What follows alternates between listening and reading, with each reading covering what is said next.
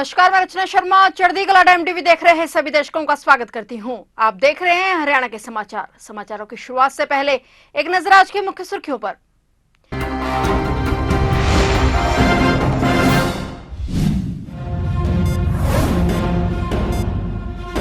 हरियाणा सरकार ने SC BC विद्यार्थियों को दी बड़ी सौगात। अब पढ़ाई के खर्चों की चिंता नहीं, देश के किसी भी सरकारी कॉलेज में कर सकेंगे पढ़ाई।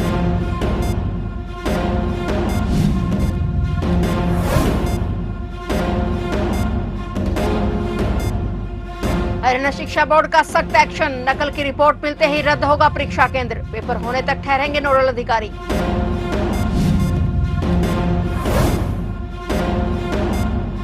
आज चंडीगढ़ में कांग्रेस की बैठक, नेता प्रतिपक्ष का हो सकता है ऐलान, विधानसभा में सरकार को घेरने की बनाएंगे रणनीति।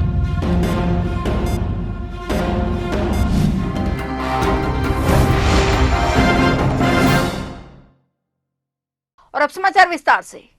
हरियाणा में अनुसूचित जाति, एससी और पिछड़ा वर्ग बीसी के विद्यार्थियों के लिए राहत भरी खबर है। इन दोनों वर्गों के विद्यार्थी अब देश के किसी भी सरकारी कॉलेज से मेडिकल और इंजीनियरिंग की पढ़ाई कर सकेंगे। इनका खर्चा हरियाणा की नायब सरकार उठाएगी। भाजपा ने अपने चुनावी संकल्प पत्र में ये वादा किया था। इसे पूरा करने के लिए मुख्यमंत्री नायब सिंह सैनी ने सरकार के अधिकारियों को योजना का ड्राफ्ट तैयार करने के निर्देश दिए हैं। चंडीगढ़ में प्रदेश के सभी विश्वविद्यालयों के कुलपतियों के साथ राष्ट्रीय शिक्षा नीति और शिक्षा क्षेत्र में किए जाने वाले सुधारों पर बातचीत कर रहे थे। बैठक के दौरान ही सीएम ने कहा कि एससी बीसी वर्ग के विद्यार्थियों की छात्रवृत्ति के लिए जल्द योजना बनेगी। उन्होंने कहा कि सभी यूनिवर्सिटी और कॉलेजों में राष्ट्रीय शिक्षा नीति के सभी प्रावधानों को पूर्ण रूप से लागू किया करेंगे और प्रदेश को वैश्विक शिक्षा का केंद्र बनाया जाएगा और यहाँ एआई और आधुनिक स्किल्स की प्रशिक्षण युवाओं को दिए जाएंगे।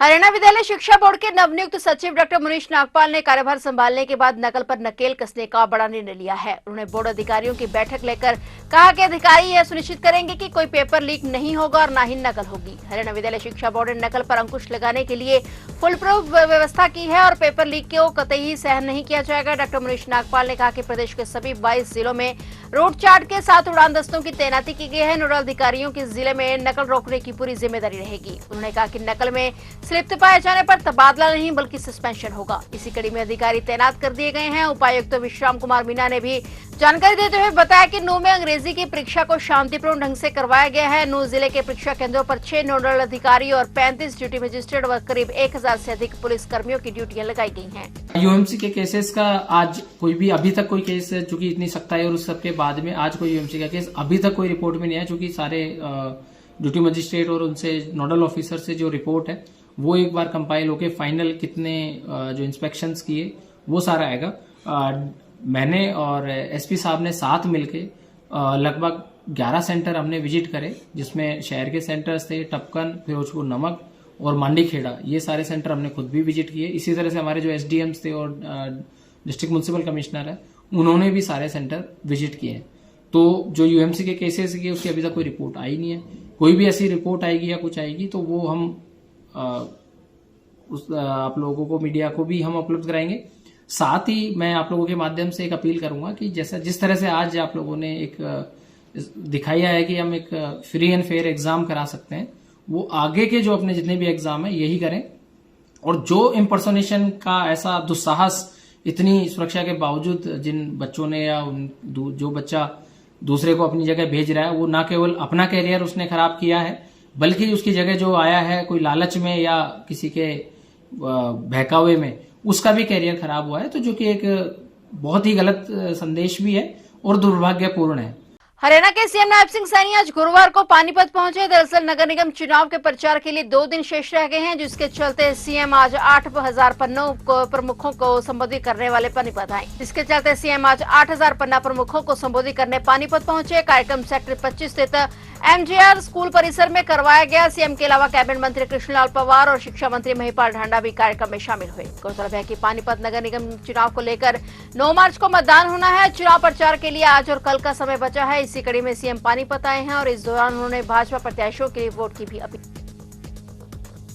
हरियाणा कांग्रेस की आज 6 मार्च को चंडीगढ़ में महत्वपूर्ण बैठक होने जा रही है। इससे पहले बीते बुधवार को बीके हरिप्रसाद ने दिल्ली में कांग्रेस पार्टी के वरिष्ठ नेताओं और विधायकों के साथ बैठक की थी। इसमें कांग्रेस अध्यक्ष मल्लिकार्जुन खड़गे और राहुल गांधी भी मौजूद रहे। बता दें कि 7 मार्च से हरियाणा विधानसभा का बजट सत्र शुरू होने वाला है, जिसके लिए अभी कांग्रेस नेता प्रतिपक्ष का चुनाव नहीं कर पाई है। जानकारी के मुताबिक आज फिर से दिल्ली में कांग्रेस प्रभारी बीके हरिप्रसाद नेताओं के साथ चर्चा करेंगे, जिसके बाद नेता प्रतिपक्ष के नाम पर मोहर लग सकती है। बता दें कि दिल्ली के बाद आज शाम को चंडीगढ़ में भी कांग्रेस विधायक दलों की अहम बैठक होने वाली है और अभी तक की बैठक में पूर्व सीएम भूपेंद्र सिंह हुड्डा नेता प्रतिपक्ष पद की रेस में सबसे आगे हैं। उनके नाम के लिए विधायक दल के ज्यादातर नेताओं ने सुझाव दिए हैं। वहीं कांग्रेस हाईकमान बदलाव के बारे में सोच रहा है और किसी नए चेहरे की जिम्मेदारी सौंपना चाहता है। बता दें कि 7 मार्च से 25 मार्च तक विधानसभा बजट सत्र होने वाला है। इस दौरान 13 मार्च को मुख्यमंत्री नायब सिंह सैनी बतौर वित्त मंत्री अपना पहला बजट पेश करेंगे। ऐसे में कांग्रेस को किसी दमदार नेता को नेता प्रतिपक्ष नियुक्त करना होगा, जो कि प्रदेश के बड़े मुद्दों को लेकर सरकार पर कड़े सवाल उठा सके।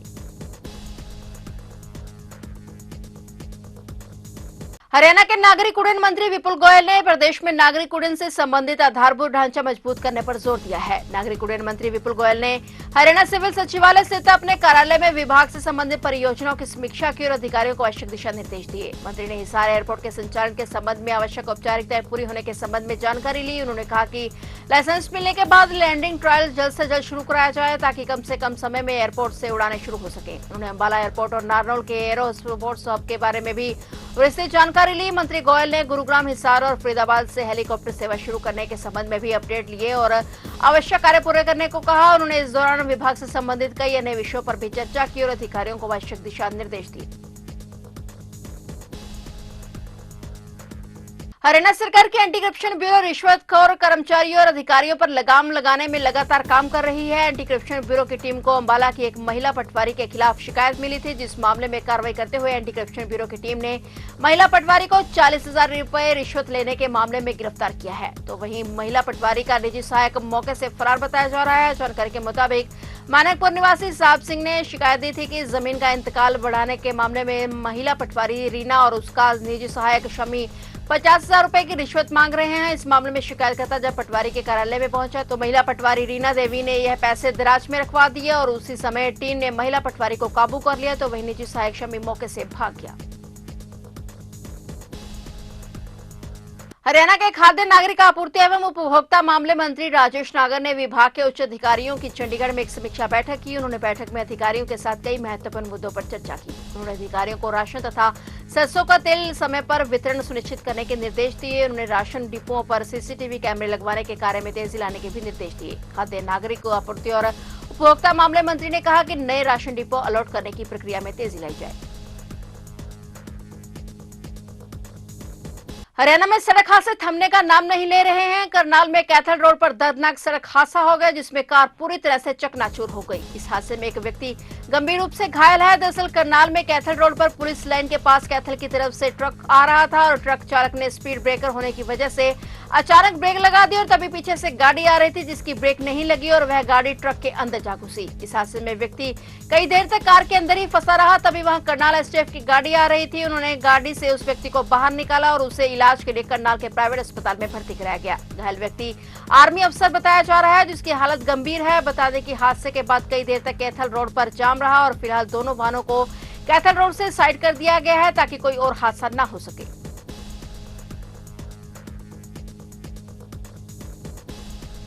होली के त्योहार को देखते हुए अंबाला रेल मंडल ने अपनी तैयारियां पूरी कर ली हैं। यात्रियों की सुविधा को देखते हुए स्पेशल ट्रेन चलाई जा रही है और सुरक्षा व्यवस्था को देखते हुए सभी इंतजाम पुख्ता किए गए हैं। अंबाला रेल मंडल के सीनियर डीसीएम ने बताया कि होली को देखते हुए विभाग ने कई स्पेशल ट्रेनों को चलाना निर्धारित किया है, ताकि लोगों को किसी प्रकार की समस्या न हो और वे आसानी से अपने गंतव्य तक पहुंच पाए। इसके साथ ही सुरक्षा की पूरी व्यवस्था की जाएगी और अभी तक 5 स्पेशल ट्रेनें शुरू की जा चुकी। देखिए, होली के समय में ईस्ट साइड में थोड़ा सा ट्रैफिक एक्स्ट्रा होता है, लोग जाते हैं और हर साल की तरह इस बार भी हम लोग भीड़ और डिमांड असेस करके जिस डेस्टिनेशंस की तरफ ज़्यादा वेटिंग लिस्ट हो उसके लिए ट्रेन चलाएंगे। तो अभी ऐसा कोई अब नॉर्मल सिचुएशंस हमें ट्रेनों में नज़र नहीं आ रही है और ये लगभग डेली बेसिस पे हम लोग डिमांड असेस कर रहे हैं और ज़रूरत पड़ी तो हम चलाएंगे। देखिए, जो अभी रेगुलर ट्रेन चल रही हैं, रेगुलर ट्रेन में बहुत ज़्यादा भीड़ नहीं है, अदर देन ये प्रयागराज की तरफ जो गाड़ियाँ जाती हैं। तो वेटिंग लिस्ट अभी जैसे क्लियर होती है कि हमारा नॉर्म होता है, उससे ज़्यादा वेटिंग लिस्ट अगर बढ़ती है या जिन ट्रेनों में रिग्रेट शो करेगा ट्रेनों की अवेलेबिलिटी, टिकट की अवेलेबिलिटी, उस रूट पे हम चलाएंगे। ये डिसीजन हम ले लेंगे विद इन वीक और 10 डेज। फिलहाल हरियाणा के समाचारों में इतना ही, और नए समाचारों के साथ फिर से हाजिर होंगे। तब तक के लिए देखते रहिए चढ़ती कला टाइम टीवी और मुझे दीजिए इजाजत। धन्यवाद।